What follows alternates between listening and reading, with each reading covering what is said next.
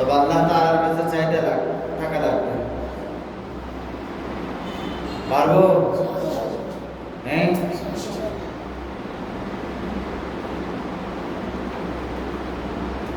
হিফজ করতে পারবো না বললে হবে? করা লাগবে না? নিজের চেষ্টা করা লাগবে কিনা? তুমি চেষ্টা করতেছো, পারতেছো না, আল্লাহ তাআলা তোমার কাছ থেকে ইলম উঠে দিছে, আমরা চেষ্টা করলে হবে? হ্যাঁ, তোমার থেকে নামাই নিয়ে আসতে হবে। শেষ রাতে উঠে কান্নাকাটি করে আল্লাহ তাআলার কাছ থেকে খুঁজে দিয়ে আসা লাগবে। তারপরে সমস্ত কিছু পিতামাতার কাছে, পিতামাতার আদরের সন্তান, তাই বলে কি পড়াশোনা করবো না এমন? হ্যাঁ, আদরের সন্তান আরো আদরের হতে হবে না? আরো আদর পাওয়ার যোগ্যতা অর্জন করা লাগবে। স্বর্ণ কোথায় রাখে মানুষ? টেবিলের উপরে? কোথায়? হ্যাঁ, যেখানে সবচেয়ে কঠিন, বলতে পারবে না এরকম জায়গায় না? নাকি এমনিতে টেবিলের উপরে রেখে দিয়ে চলে যায়? দামি জিনিস অনেক কঠিন জায়গার মধ্যে রাখে।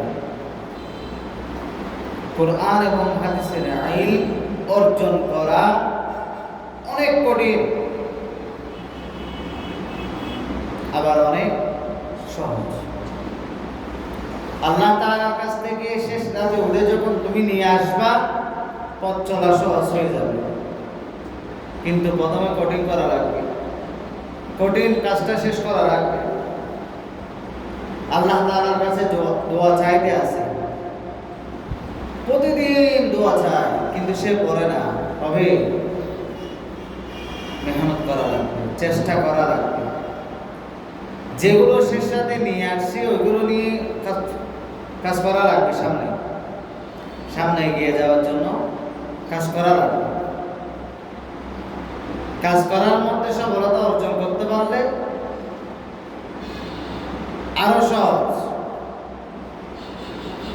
আমাদের মাদারিসা আগামী সোমবার থেকে ক্লাস শুরু হবে, কিতাব বিভাগ। যারা হাফেজ না, তারা টুরুস্ত মুখস্থ আর কোরআন আয়াত বলতে পারবে? হ্যাঁ, যারা হাফেজ তারা বলতে পারবে। হাফেজের মূল্য আছে, প্রত্যেকটা জায়গায় মূল্য আছে, প্রত্যেকটা জায়গায়। এই মূল্যটাকে যদি তারা কাজে লাগাইতে না পারে, ওই ইলম পালিয়ে চলে যাবে। একটা পাখি যখন খাঁচার মধ্যে বন্দী হয়, সে দরজা খোলা থাকলে কি ওই ভিতরে বসে থাকবে? পালিয়ে যাবে না? একটা হাফেজে কোরআন, হাফেজে হাদিসাইন যারা আছে, তারা যদি গুনার মধ্যে লিপ্ত হয়, খারাপ কাজে লিপ্ত হয়, মনে মনে অন্যান্য বিষয়ে আশঙ্কা করে, খারাপ ধারণা করে, পাখির মতো কোরআন এবং হাদিসের ইলম চলে যাবে। বুঝছো? বুঝাইতে পারছি নি কি বলছি?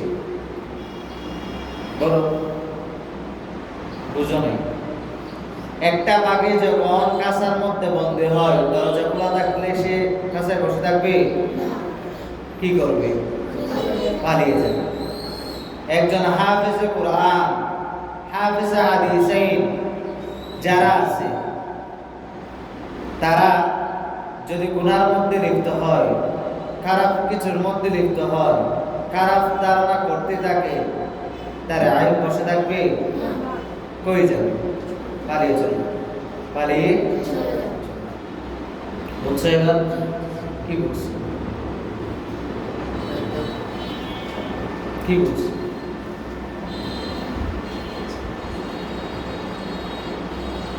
পাখি যেমন উড়ে যাবে দরজা খোলা পাইলে, তেমনি ভাবে কোরআন এবং হাদিসের ইলম চলে যাবে যদি নিজের চিন্তা ভাবনা পরিবর্তন হয়, নিজে যদি কোনো কিছুর মধ্যে লিপ্ত হয়, নিজে যদি কোনো কিছুর ধারণা করি খারাপ ধারণা, সেগুলোর কারণে পিতামাতার নাফরমানি করলে, উস্তাদের নাফরমানি করলে ইলম চলে যাবে, কোনো কথা নাই, চলে যাবে। কোনো বড় আলেম উস্তাদকে কষ্ট দিয়ে মানুষ হয়েছে? পিতামাতাকে, যাদের পিতামাতা নাই তারা জানে কত কষ্ট। দাঁত থাকতে দাঁতের মর্যাদা বোঝা, দাঁত থাকতে। আর তোমার পিতামাতা তোমাকে টাকা দিচ্ছে, প্রতিষ্ঠানে পড়াচ্ছে, বড় প্রতিষ্ঠান বাছাই করতেছে, পড়া না থাকলে তোমাকে কে দিবে? কে দিবে? বাবা না থাকলে, মা না থাকলে কে দিবে তোমাকে? কে দিবে? ওইটা আমার বাগিনা দিবে, ওইটা আমার ছেলে, আমার ভাইয়ের ছেলে দিবে। তোমার চাচা তোমাকে অতি জোরে 2 মাস টাকা দিবে, 3 মাস দিবে, 4 মাস দিবে, 5 মাসের মাথায় দিবে না। পিতা মাতা এমন কঠিন জিনিস, যেটাকে হারিয়ে ফেললে সমস্ত কিছু শেষ। আজ তুমি তোমার পিতা মাতার জন্য বিভিন্ন জায়গায় দাওয়াত পাচ্ছ না? হ্যাঁ, ওরা চলে গেলে দিবে, তোমার নানার বাড়িতে যেতে দিবে তোমাকে?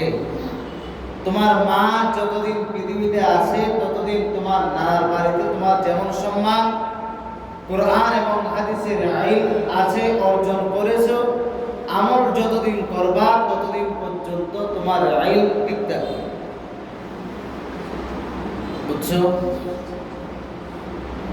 তোমার মা বাবা থাকা অবস্থায় যতটুকু সম্মান আছে তোমার, কোরআন এবং হাদিসের ইলমের আমল যতদিন থাকবে ততদিন তোমার সম্মান আছে। অন্য কোনো কিছু নাই। অনেকের মা বাবা নাই, তারা কষ্ট পাচ্ছে না। ঈদের দিন, আনন্দের দিন, বাসায় এসে পিতামাতা বিভিন্ন কিছু রান্না করছে, খাওয়াচ্ছে না। মা না থাকলে কে দিবে? কেউ দিবে? মা এমন একটা জিনিস, পিতা এমন একটা জিনিস, কেউ বলতে পারবা তুমি ঈদের দিন উস্তাদকে স্মরণ করছো? বলতে পারবা কেউ করছো? কেন? ইলম অর্জন করে লাভটা কি? তাদের প্রতি, যাদের প্রতি সম্মান নাই, যাদের প্রতি খুশি নাই, তাদের কাছে ইলম অর্জন করে লাভ কি? লাভ নাই। এই ইলম অর্জন করা নিয়ে কোনো কাজে আসবে না।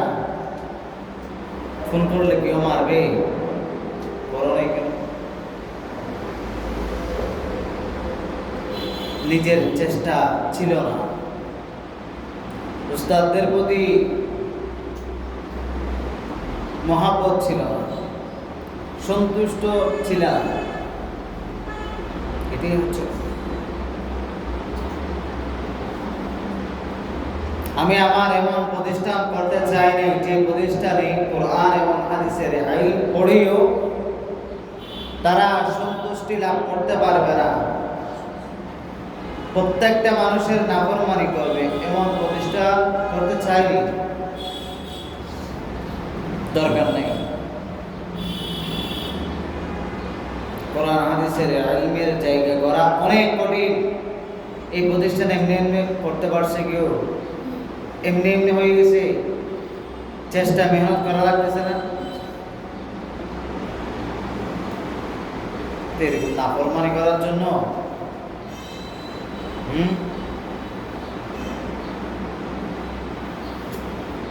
আল্লাহ তাআলার কাছে ক্ষমা চাও, আল্লাহ তাআলার কাছে চাও,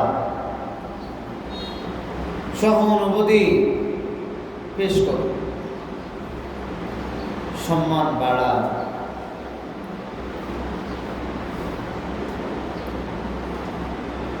দশজন মুরব্বী বসছে, তুমি যদি হুট করে তাদের মাঝে গিয়ে বসে থাকো, তোমাকে ভালো বলবে না খারাপ বলবে?